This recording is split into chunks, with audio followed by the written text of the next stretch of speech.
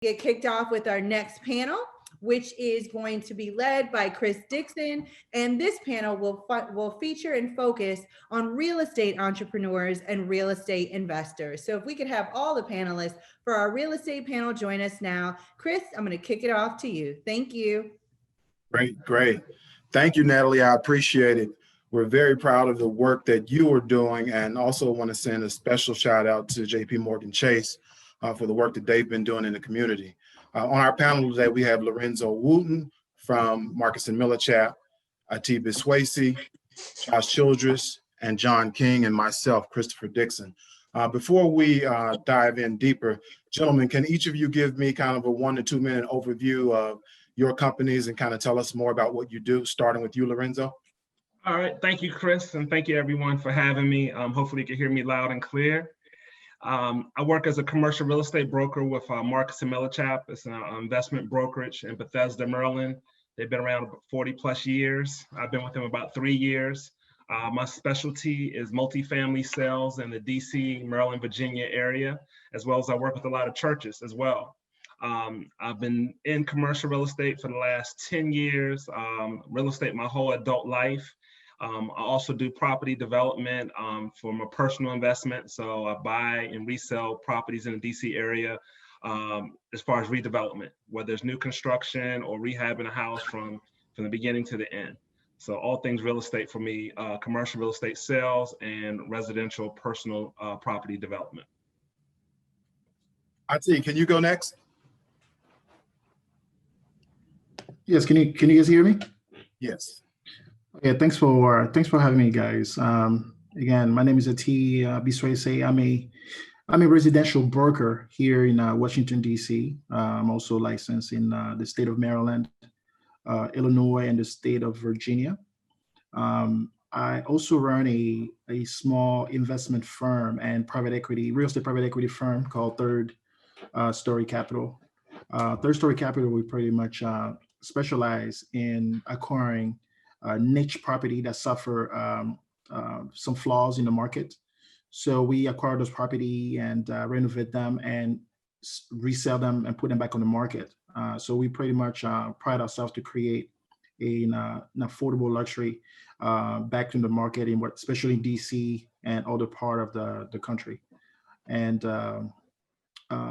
like Lorenzo, I've been in real estate for my entire adult life. And real estate for me is definitely a lifestyle and definitely a passion that I try to teach to others. John.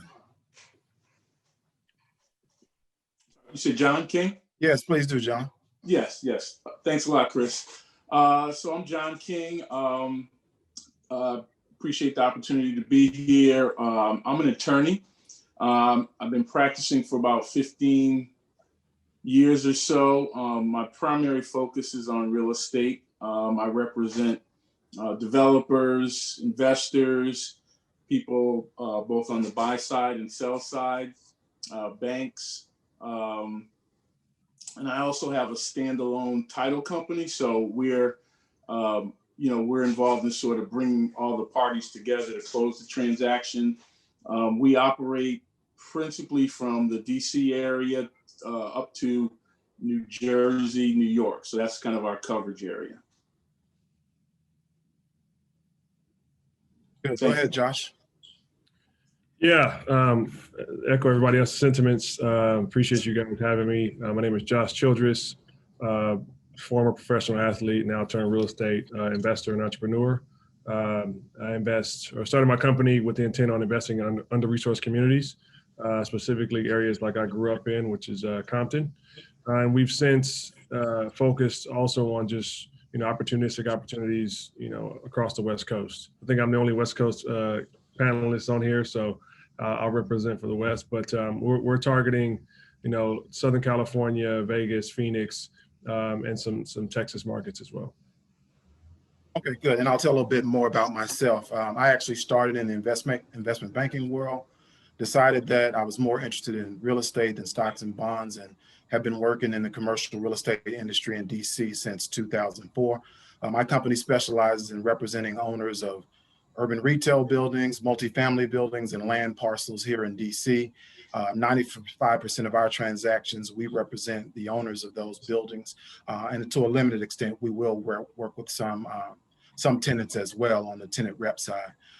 Josh and John specifically, both of you kind of transitioned into real estate from other industries. Can you guys talk about that transition? There are quite a few people who'll be watching today who are still working in corporate America and are looking to kind of transition into real estate while still working, their corporate jobs, keep income coming in. You guys tell us more about your transitions and more specifically what you had to do to show that you weren't just kind of a fly by night person invested in real estate, but someone who was going to be in the business for long term.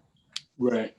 So I'll go ahead. So yeah, my career path has kind of taken kind of a winding road to some degree. I started out in banking in New York City. I worked for several investment banks doing public finance and infrastructure work, Smith Barney and Chase Securities. And then from there, kind of moved on to the legal side, where I fundamentally continued to work with those same parties, those same corporations and or public entities that were issuing securities.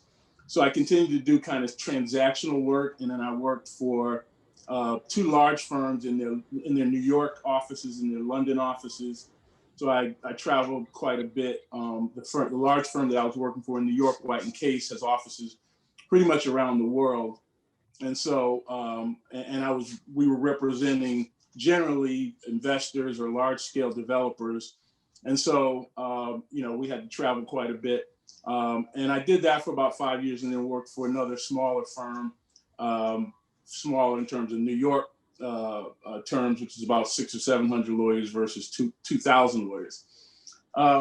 And then I decided, after having worked in banking for several years and then worked for a law firm that I kind of wanted to do something on my own. And one of the great things about being a lawyer is that, you do have something to trade. You have a skill to trade that has some currency.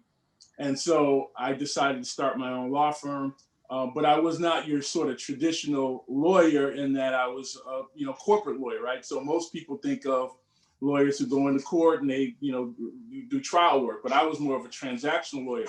So I needed to figure out some place that I could fit in and find a niche that made sense for my skill set, my background, and my interest. And I found that real estate was that area, and partly because I worked in the real estate area, but as I said, both in banking and on the legal side, but that there was a lot of activity, there were a lot of transactions going on. It's if you can create a product, you got a retail product, if you will, or service that lots of people can buy. So I felt like it was a great area, and that's why I started my title company, which really is to manage transactions to closing for buyers and sellers. And as I said, we do both residential and also commercial. And the commercial side has been interesting because we've been working with a lot of affordable housing developers, investors buying multifamily properties, and faith-based organizations. Thank you. Josh, you were a former NBA player and you played some time overseas. How did you go into the room and prove yourself to people when you started to look at deals for development and for acquisition? Yeah, so, the transition for me was a little different in the sense that, I knew that my career had a finite time period, and that fluctuated based on injuries, based on, a wide range of variables. But, the true way that I was able to come into these rooms and gain respect was I was doing it myself anyway. I had purchased properties, I had done flips, I had done, kind of what you would consider like the introductory steps into like larger commercial properties. And I'd done that over the years from an individual perspective, and had invested as an LP into deals. And then, eventually upon retirement, kind of purchased a larger commercial property, and away I went. But really, it boils down to your knowledge base. Can I come into the room, know what I'm talking about, present in a way that an investor or an individual will, buy into what I'm trying to do.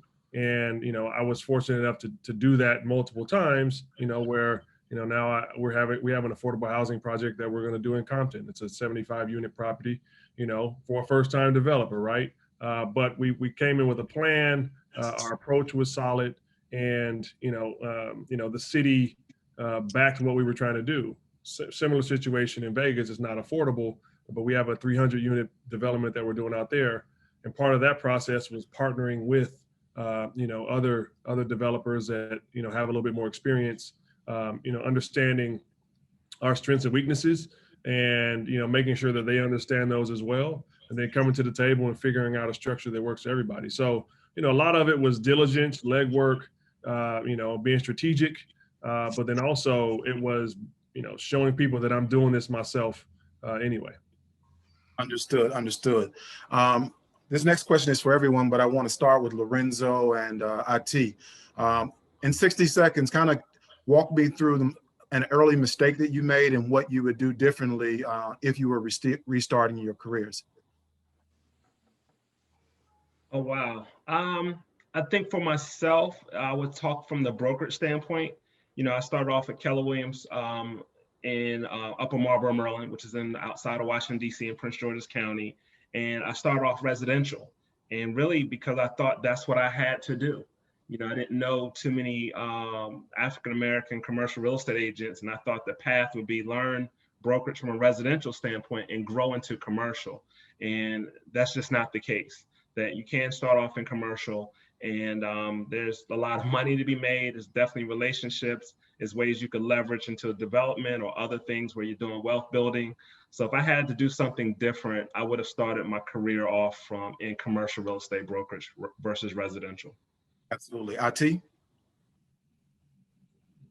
I need to unmute.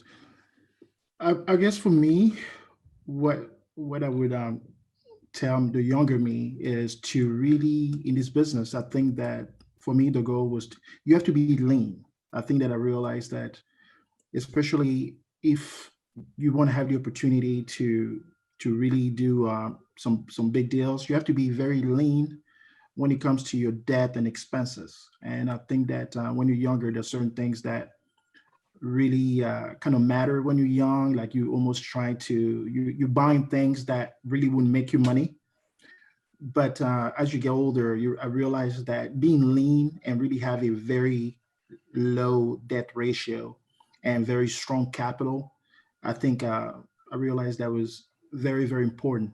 And also there's something I realized that no matter how big you get, even if you start doing deals under your corporations, I also learned that you should really protect your credit and protect your Absolutely.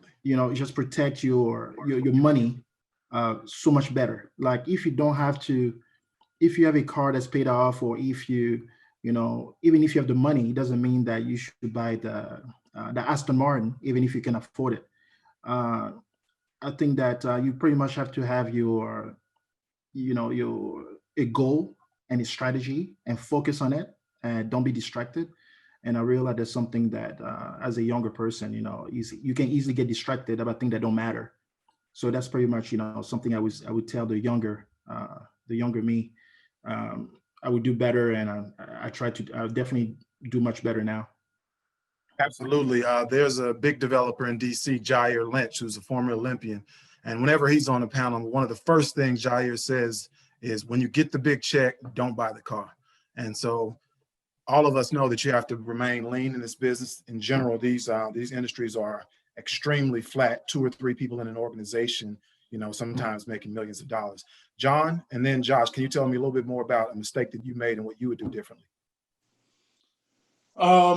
Mistake that I think one of the things that I would do different is to really think about my sort of long-term plan, and kind of think of my business larger than it actually is in that moment, right? So I think sometimes we don't think about scale, right? And I've heard a lot of people talk about it today, and really understanding what that means is what scale means, is putting in the people, the technology, the resources, and the processes that allow you to grow, right? I mean, that's what scale is, right?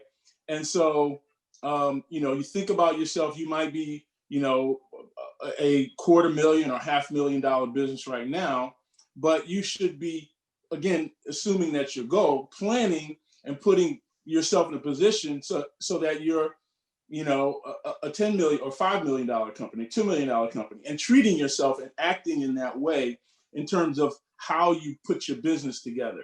So I think I always like to joke, it's kind of a New York thing, but I sometimes feel like I'm a bodega operator, right? Because it's me often. I have a staff now, so I'm a little bigger, but I'm saying at the beginning, you're doing everything, right? And so, think about yourself as American Express versus a bodega operator, and start to put those processes in place. That's the one thing that I would do differently. Understood. Josh, your thoughts? First thing I would do differently is really invest in educating myself earlier. I know that now with the iPhone and cell phones, you can get information whenever you want it, and so really investing in that education process, on the real estate side. And then secondly, I would invest in kind of more back office support. I have a small team of myself and 2 other people. And so, all the stuff from like documents, investor relations, the legal and all that back office stuff, where I'm sitting around, running around, getting documents done, I would just invest in that earlier, and it would save me a ton of time. Awesome. Guys, quickly, each of us kind of represent different food groups within the real estate sector. Can we all talk a little bit about how coronavirus is affecting our specific sectors, and kind of talk a little bit more about that? Josh, if you can start off telling us more about kind of large scale development, then we'll go to Lorenzo and IT talking about more of the residential side and also the residential development. John, if you can tell us how it has affected you all on the title side, and then I'll talk a little bit more about the commercial and retail markets here in DC. Yeah, so coronavirus really has impacted my business on the face-to-face meeting, from the face-to-face meeting perspective.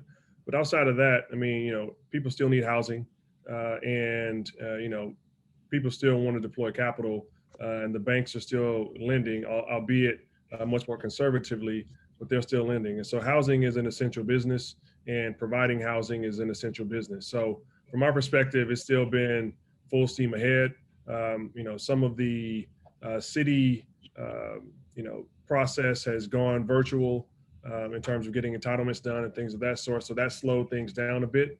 But for the most part, we're providing, housing to individuals in a variety of different communities, and that is essential. And so business has been good. Rents have been stable, and people are kind of hunkering down more than ever, through this process. So, it's been a good, for all intents and purposes, it's been, it's been business as usual. Good. Lorenzo? Yeah, I would say it from 2 different perspectives. From a broker's perspective, it reminds me a little bit of, that 2008, the Great Recession. And, the market adjusted, over the last 10 years, almost everything you touched in real estate was growing and growing in equity annually.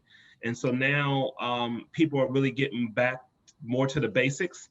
So they're underwriting with a little bit more diligence. They're not being as optimistic that you're going to see this tremendous equity growth over the next couple of years.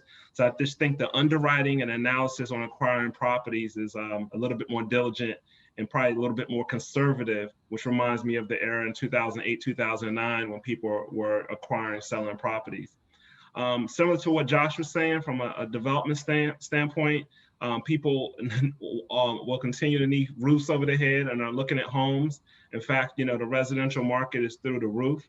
So people buying, doing condo conversions or doing residential development, they're seeing a lot of demand for their products. So that part has been, I guess, the silver lining through this process.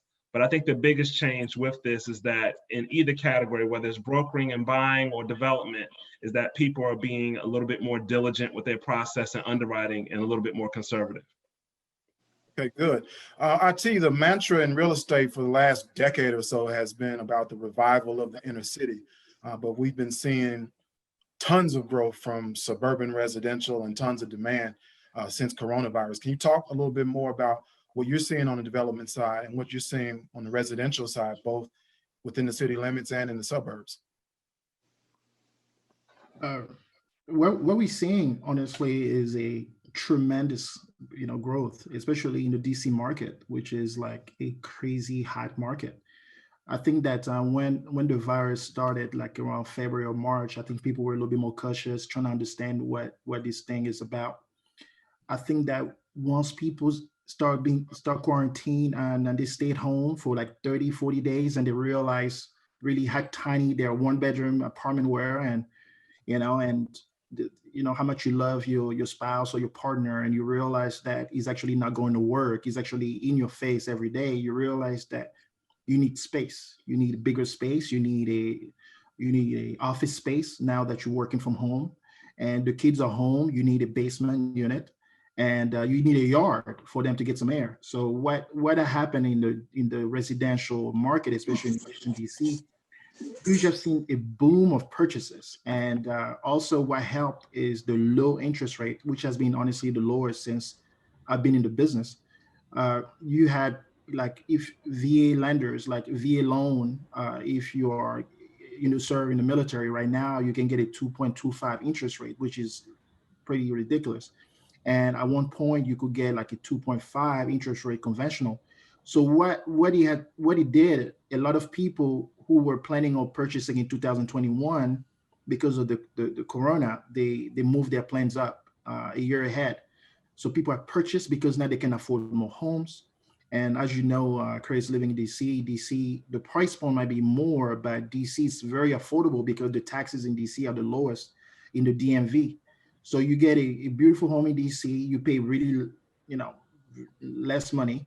And also with COVID, the hot spring market pretty much was skipped.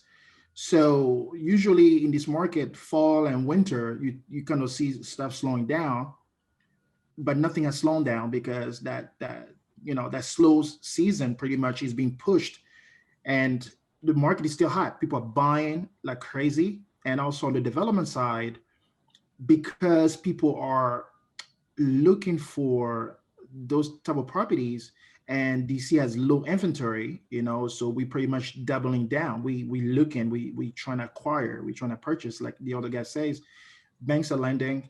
You might not be meeting people face to face, but people are adjusting.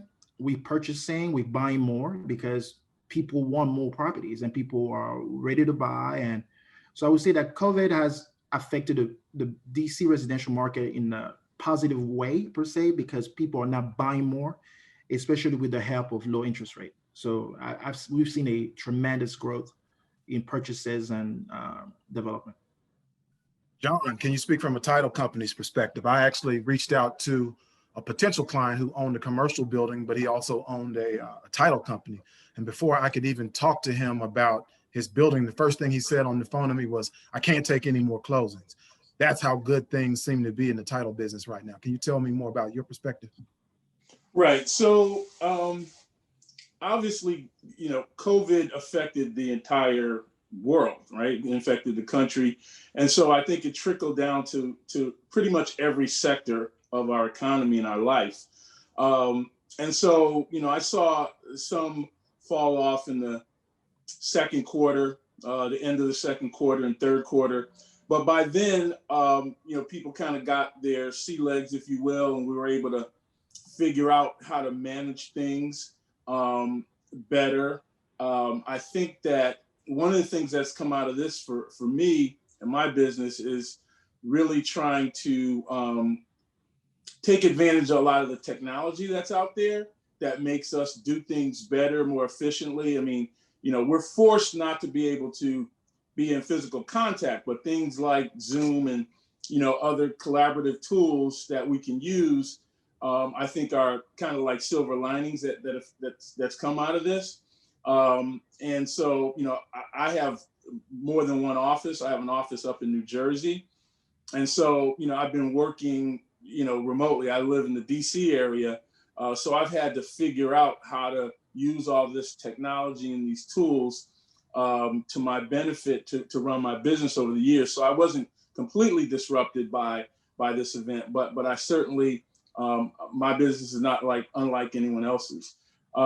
We've been able to, you know, sort of respond to, you know, clients and customers' needs, and a lot of their needs right now for safety, right? People don't want to come out of their house, but because of or if they do come out of their house, they want to be someplace that's safe and comfortable.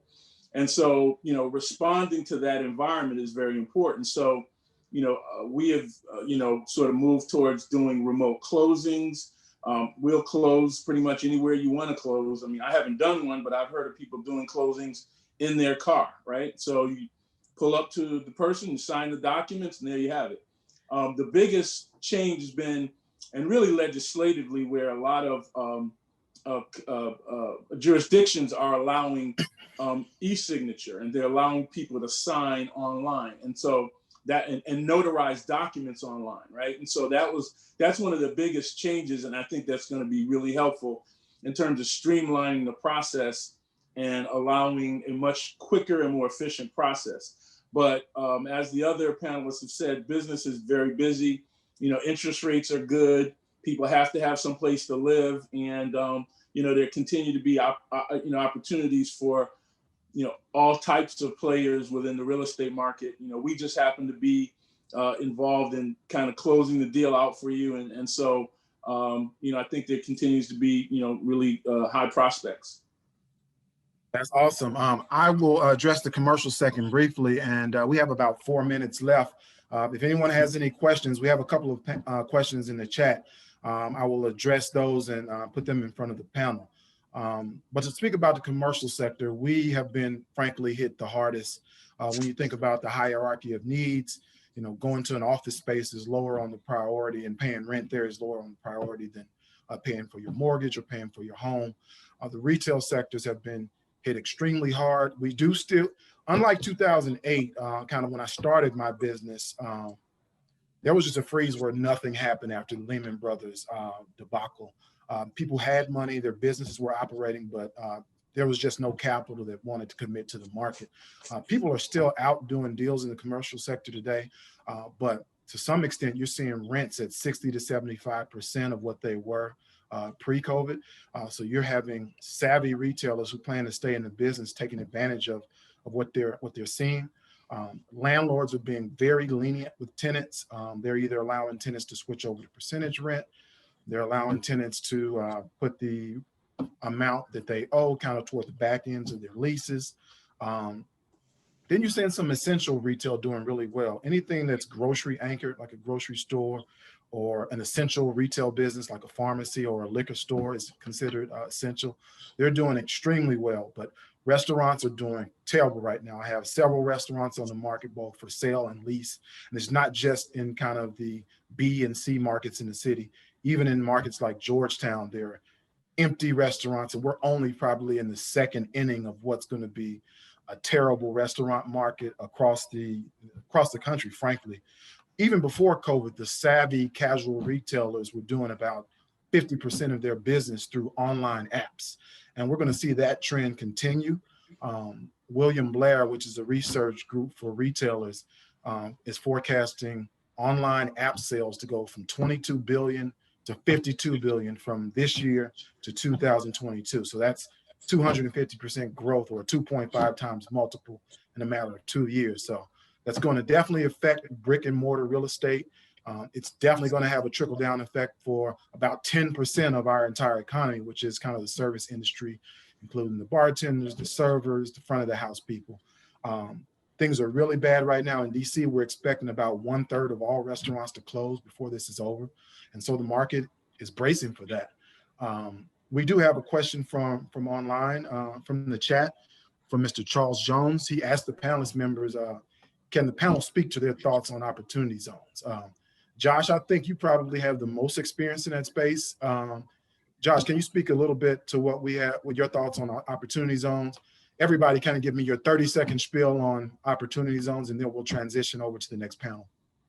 Yeah, so obviously the program in its inception was a great idea. I think that, you know, it's having some challenges with actually getting deals done because, you know, most of the people that are coming into these communities, you know, that need the tax shelters aren't necessarily interested in the community at large. And so you're seeing, you know, even more gentrification happen, you know, which, you know, by and large for the community stakeholders is less than ideal. So, you know, the programming, I think, has made, you know, wealthy individuals more wealthy and has done less on actually positively impacting some of these communities. And so, you know, our goal is to try and kind of change that. That's why we started our company. And, you know, hope that we can, you know, be a catalyst for some of this growth in a positive way that also allows the community stakeholders to participate in that upswing. Good. Absolutely. I'll touch on a little bit. I know we don't have a lot of time, but as you mentioned, I think there are some opportunities with the opportunity zone, but it benefits a small segment of our society.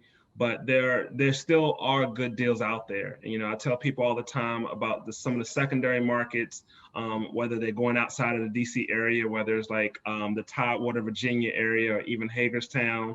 Not enough time to share something about those markets, but also like Prince George's County and areas of east of the river. In DC, you'll find opportunities. As far as property types, you're seeing a lot of growth in the industrial market. You're seeing a lot of distribution companies that are going online. They need places to hold their inventory. So it could be a good time for an investor to either own industrial buildings that they're holding for cash flow, and still multifamily still at a big demand.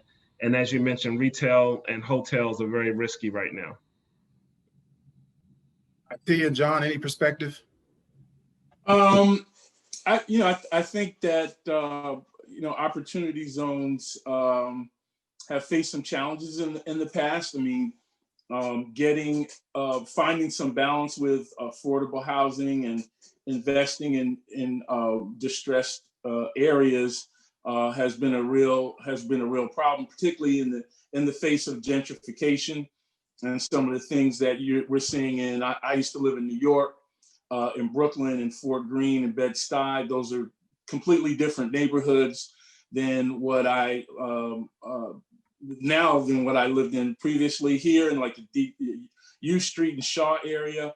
You know, those are areas that are sort of designated. They were designated as opportunity zones. People moved in and then, you know, displaced others. And so I think you have to find some balance in terms of, you know, maintaining some affordable housing in these areas, and also responding to the market, because there's lots of capital there. So if you're investing in those, I think they're great investments. I mean, you know, you get tax credits.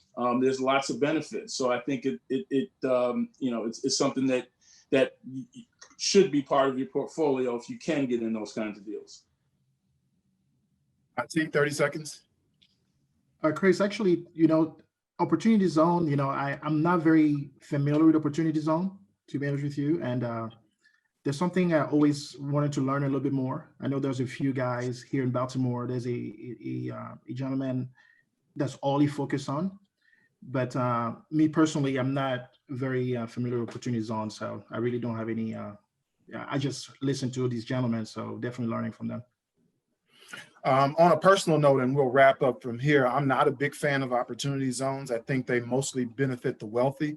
And not to say that there aren't people with wealth here in America that are African-American, but 90% of the wealth is held by people who don't look at us like us. So I essentially view opportunity zones in kind of our poorer areas as a land grab. And so I'm not a favor of the way that it's structured now.